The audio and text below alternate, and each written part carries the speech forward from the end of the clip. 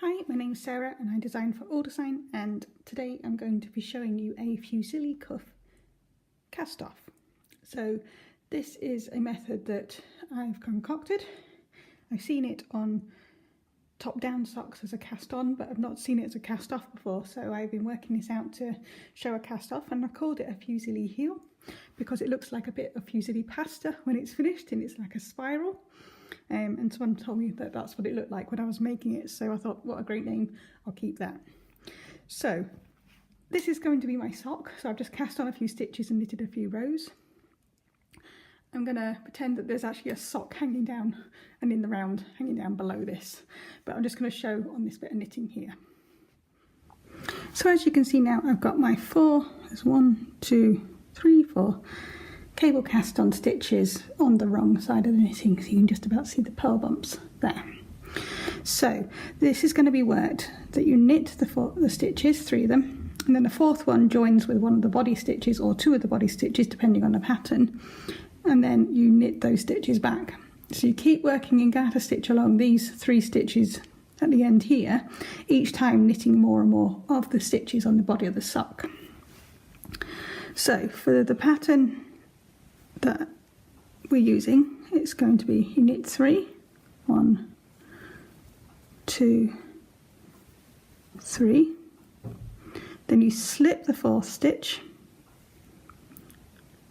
knitwise, knit 1 stitch of the body of the sock, then pass that slip stitch over. So again, you still got 4 stitches, and I've used up 1 stitch of the main sock. And then I'm going to turn the work around, so now the right side is facing, and you can see my bumps there. Bring the yarn, oh, that's the wrong end, there we go, that's the yarn. Bring the yarn so that the yarn now needs to be facing the right side.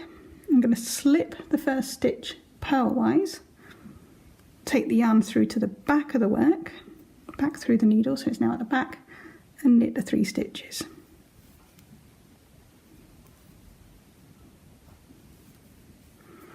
So that's the 1st stitch of the sock used. Turn again to the wrong sides facing. Again, you're going to knit 1, 2, 3, slip the 4th stitch knitwise. This time we're going to knit 2 together from the body of the sock, and then pass the slip stitch over. So again, I've still just got 4 stitches on my right hand needle. Turn round, slip the 1st stitch purlwise, take the yarn to the back of the work, and knit the 3 stitches back. So now I've got 2 garter stitch ridges. Now the 3rd garter stitch ridge is worked slightly differently. So this time we knit the 1st 3 stitches as before. 1, 2, 3, so there's my 3. Now I'm going to turn, and this is why it's really important to have a double pointed needle or a cable needle that you're working on, turn the work around clockwise. So I've literally turned the needle half a circle. So if it's that way, that's clockwise, and it's gone around half a circle. So those stitches are now twisted. I now slip the next stitch, knit 1 from the body, and pass the slip stitch over. Turn the work back, slip the 1st stitch, and knit 3. And the work will now have a twist in it, or a Fusilli twist. It's quite hard to see when there's only 1 twist, but if you can see there, the garter stitches go over the top of the work now. Back to the wrong side, and we repeat the whole process again. So we knit 3,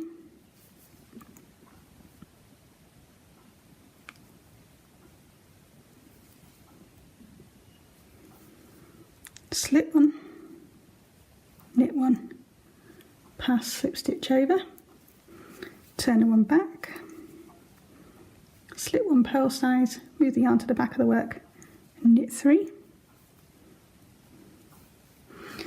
turn to the wrong side's facing again, knit 3,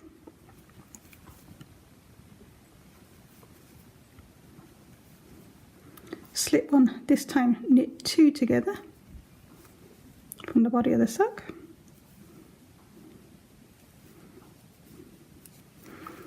turn the work back, slip 1, 1, 2, 3, got a bit of breaking one of my strands of yarn there, and then third time through we did a Fusilli twist, so you knit 3,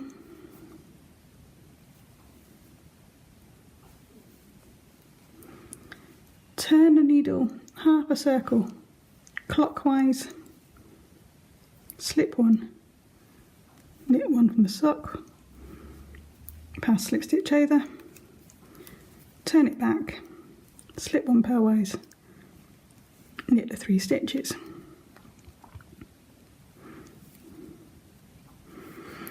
It's important to keep turning the same way because then all the Fusilli twists line up the same way, like the piece of Fusilli, all the twists are going in the same direction.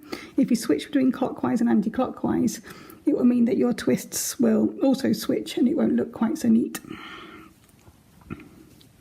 So now we've got 2 twists in the yarn, 2 times where it comes over the top.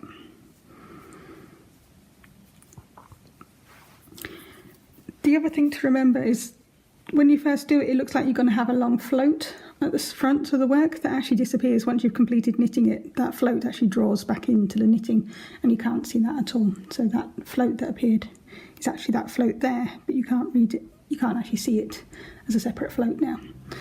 So do it one more time. So knit 3,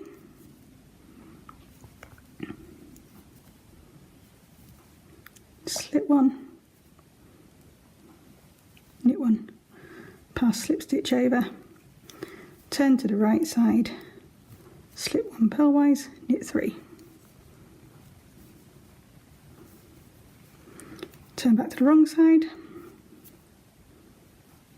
knit 1, 2, 3, slip 1,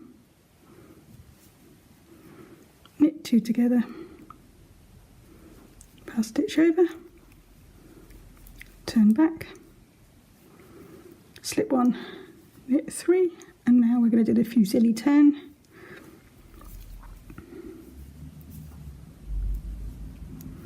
One, 2, 3, turn this needle half a turn clockwise, slip 1. I'm going to knit 2 together because I've got 2 stitches left. I've obviously cast on the wrong amount because it's a multiple of 4 this works for. Pass the slip stitch over, turn the work back, slip 1. That's that strand of yarn that I was mentioning, but once you've knit these 3 stitches,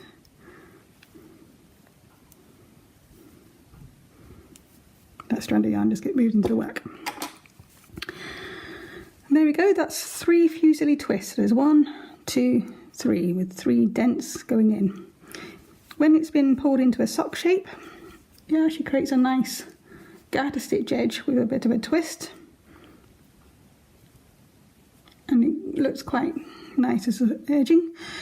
In this one I've done it so that the slip stitches that are on the inside of the work, so on the wrong side with the purl bumps.